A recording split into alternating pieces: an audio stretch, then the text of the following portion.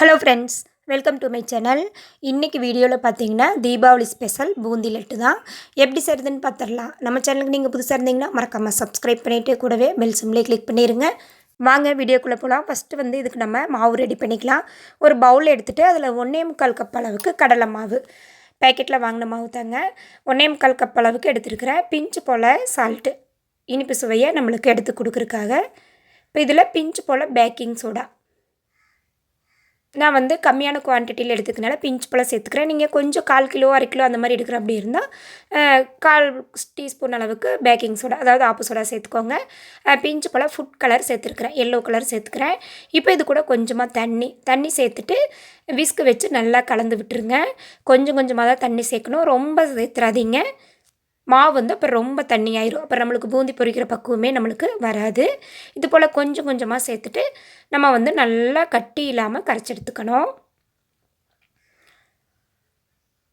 லட்டு வந்து ரொம்ப ஒரு ஈஸியான ரெசிபிங்க, பிகினர்ஸ் கூட ஈஸியாக செஞ்சிடலாம். இந்த மாவு மட்டும் கரெக்டான பக்குவத்தில் கலக்கணும். அது போக பாகு வந்து பக்குவமாக நீங்கள் எடுத்துட்டாலே போதும், லட்டு ஈஸியாக போட்டுடலாம்.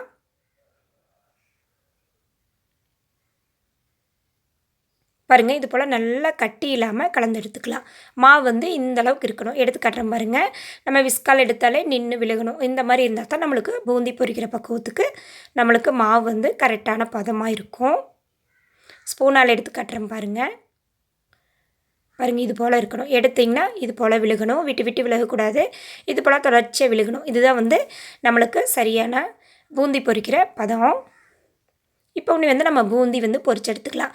கடாயில் வந்து நல்லா ஆயில் ஹீட் பண்ணிவிட்டு இது போல் ஜல்லிக்கரண்டி எடுத்துக்கோங்க. எடுத்துகிட்டு நம்ம ரெடி பண்ணி வச்ச மாவு எடுத்து இது போல் சென்டரில் அப்ளை பண்ணிவிட்டு நல்லா நீங்கள் தேய்ச்சி விட்டிங்கனாலே சூப்பராக நம்மளுக்கு பூந்தி வந்து கிடச்சிரும். நல்ல பெரிய ஓட்டை இறக்குற மாதிரி ஜல்லிக்கரண்டி எடுத்துக்கோங்க. அடுப்பை லோ ஃப்ளேமில் வச்சுக்கோங்க. வச்சுட்டு ஒரு 5 செகண்ட் மட்டும் இது வந்து பொரிஞ்சால் போதும்.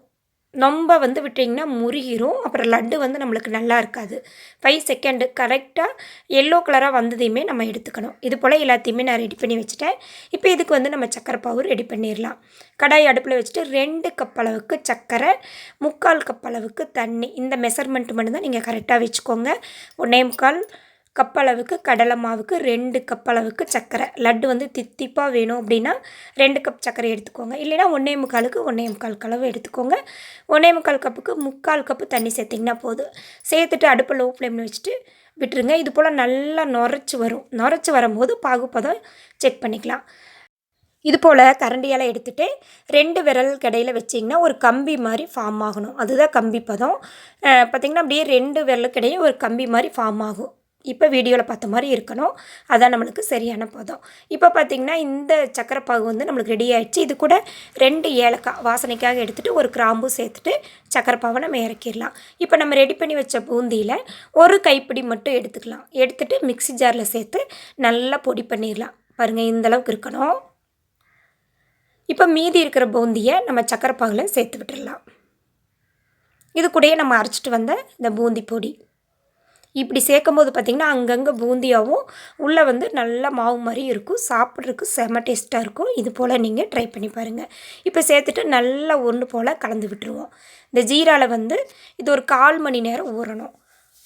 அதுக்கு முன்னாடி வந்து நம்ம முந்திரி திராட்சை சேர்த்துக்கலாம். ஒரு 2 டேபிள் ஸ்பூன் நெய்யில் வந்து ஒரு 10 போல் திராட்சையும் ஒரு 4-5 முந்திரி பருப்பும் சேர்த்துக்கிறேன். நல்லா பொரிச்சிட்டு இந்த பூந்தி கூட சேர்த்துருங்க. இதையும் சேர்த்துட்டு நல்லா மிக்ஸ் பண்ணிவிடுங்க. இப்போ இதை ஒரு தட்டு போட்டு மூடி வச்சிடலாம். 1/4 மணி நேரம் மட்டும் ரெஸ்ட் விட்டிங்கன்னா போதும். நல்லா பாகெல்லாம் வந்து பூந்தி பாருங்கள் நல்லா இஞ்சிடுச்சு.